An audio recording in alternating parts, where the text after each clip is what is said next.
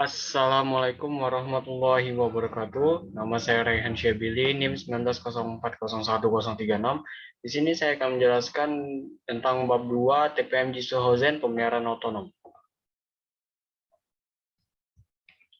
TPM Initial Clean and Inspect and F-Tagging. Pembersihan awal adalah tugas peralatan praktis pertama untuk setiap tim TPM, baik itu tim AM maupun Zero Fails atau tim PM. Tujuan akhir dari TPM adalah untuk meningkatkan keterampilan semua orang sejauh yang mereka inginkan, atau mampu untuk pergi dan menawarkan mereka kemungkinan jalur karir alternatif. Banyak tugas pembersihan yang pada awalnya harus dilakukan oleh tim AM, yang akan disebabkan oleh kesalahan yang menurut teknisi belum perlu diperbaiki. Ini akan menjadi masalah kecil seperti oli bocor dari motor, kebocoran air, konektor rusak, dan lain-lain. Alat tes yang digunakan tim adalah panca indera mereka, yaitu penglihatan, sentuhan, penciuman, pendengaran, dan rasa. Fakultas ini sering diabaikan, tetapi dengan hanya menggunakan panca indera mereka, tim AM akan dapat yang pertama melihat area kerusakan dan kontaminasi yang jelas, lalu menyentuh permukaan saat dibersihkan, mencium bau kebocoran dan tumpahan, mendengarkan kebisingan, dan lain-lain. Meningkatkan keterampilan semua anggota tim pada peralatan mereka sendiri akan memberi mereka rasa kepemilikan yang meningkat. Ketahuilah cara kerja beberapa alat yang sangat rumit. Mereka dapat memberitahu semua modul utama dalam alat ini dan apa yang mereka lakukan. Mereka juga mengetahui proses dan bagaimana modul berinteraksi. Mereka belum tentu mengetahui resep yang mereka ikuti secara detail, tetapi akan memahami secara kasar apa arti resep dan apa pengaruhnya terhadap produk. Sangat penting bahwa operator yakin tentang peralatan mereka. Mereka harus mengendalikan keselamatan mereka sendiri dengan mengetahui, memahami, dan dapat melakukan penilaian resiko.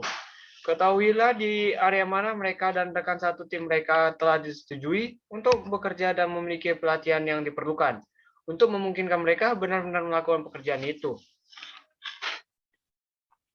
Diagram Identity Tool for Zero Fails menunjukkan urutan pelatihan dan semua aspek kinerja peralatan yang perlu diajarkan kepada tim. Yang pertama, proses dasar, pemeliharaan, dan pengoperasian. Tahapan selanjutnya, pindah ke pelatihan keselamatan operator.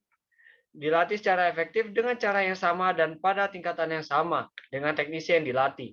Ini akan mencakup bagaimana memahami dan membuat, yang pertama, peta pembersihan, yang kedua, peta bahaya, penilaian resiko, dan alokasi area tanggung jawab untuk pembersihan awal dan inspeksi selanjutnya.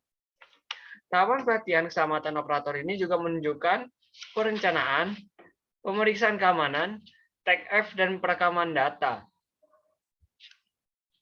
Perhatikan bahwa kesempatan muncul di dua tempat. Yang pertama dalam rangkaian awal pelatihan dan prosedur peta dan penilaian resiko. Kedua, kemudian dengan konfirmasi akhir untuk memastikan tidak ada yang terlewatkan dan tim telah sepenuhnya siap. Ingat, operator memerlukan pertimbangan khusus untuk memastikan bahwa mereka mampu bekerja dengan aman, terutama ketika mereka bekerja sendiri atau otonom.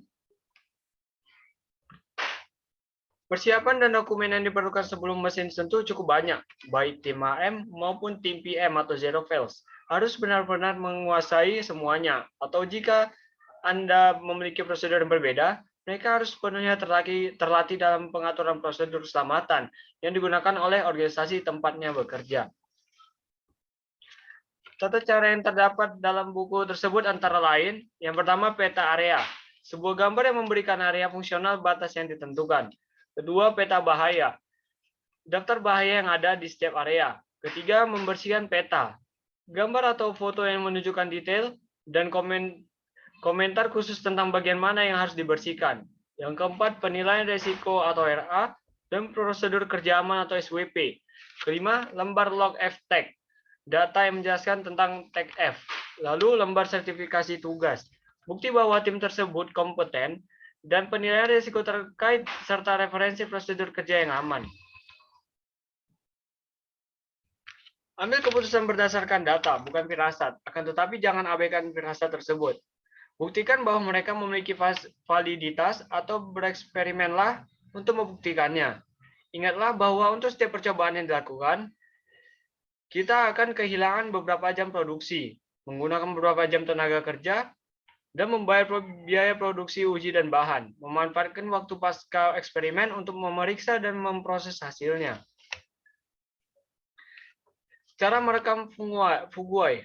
Orang Jepang menyebut kontaminasi atau kelainan Fuguai, yang menjelaskan nama FTEC. FTEC adalah label yang secara fisik melekat pada area yang terkontaminasi dan digunakan untuk mengidentifikasinya. FTEC diberi kode warna untuk mengidentifikasi kerumitan tugas. Kode warna yang dikenali adalah tanda merah. Ini membutuhkan tingkat pengetahuan teknis dan teknisi akan melakukan perbaikan. Persyaratan pengetahuan tidak hanya untuk melaksanakan tugas, tetapi teknisi harus mampu menangani kejadian tak terduga yang mungkin terjadi saat tugas sedang dilakukan.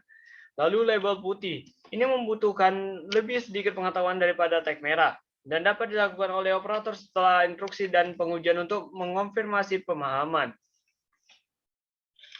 Beberapa perusahaan mungkin lebih menyukai sistem penomoran yang lebih sederhana. Lembar log harus dilengkapi sebagai berikut. Area alat, ID tag F, tanggal, deskripsi tugas, ID penilaian risiko, tanggal, ID prosedur kerja yang aman, dan ulangi masalah. Sekian dari saya. Apabila ada kata-kata yang salah, mohon dimaafkan. Saya tutup dengan wassalamualaikum warahmatullahi wabarakatuh.